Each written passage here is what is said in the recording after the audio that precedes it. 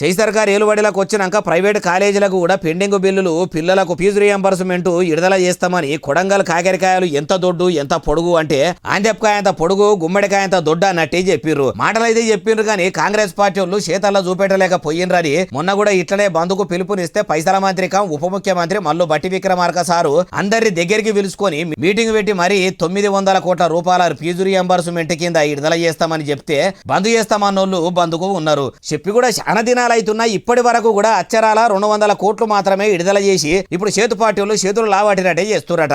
మాకే మాట ఇచ్చి తప్పుతారా మీరు? ఈటుతూరు కొడితే మేము పత్తరుతూరు కొట్టే బాపత అన్నట్టు నవంబర్ 1 తారీఖు దాకా మళ్ళీ గడువు పెట్టిరట.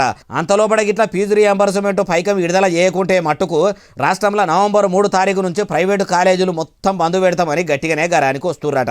అయ్యా సీఎం రేవంత్ సారు, ఉప ముఖ్యమంత్రి మల్లు బట్టి విక్రమార్క సారు, మరి మాట అంటే మడిమీద ఇంపము, ఇచ్చిన మాట మీదనే ఉంటాము, అన్నమాట జవదాటము అని అంటారు కదా. ఇప్పుడన్న మాట నిలబెట్టుకుంటారా? ఏలుబడిలకు వచ్చిన 100 దినాలనే 6 గ్యారెంటీలు అమలు చేయకుండా అట్లా పరిశాన్ చేస్తే ఫీజు రియంబర్స్మెంట్ ఇయ్యకుండా ఇట్లా విద్యార్థులను పరిశాన్ చేయబడితిరి. ఇప్పుడన్న ఇస్తారా ఇయ్యరా సారు? ఇంకో ముచ్చటేందంటే సర్కారు బడుల్లో సకల సవలతులు ఉన్నాయని మీరే చెప్తారు. మరి గవర్నమెంట్ బడులే గట్టిగుంటే పిల్లలు ప్రైవేట్ బడులకు కాలేజీలకు కూడా ఎందుకు పోబట్టిరి? మీరు ఎందుకు ఫీజు రియంబర్స్మెంట్ ఇయ్యబడితిరి అంటుర్రు ఈ ముచ్చటిన్నోళ్ళు.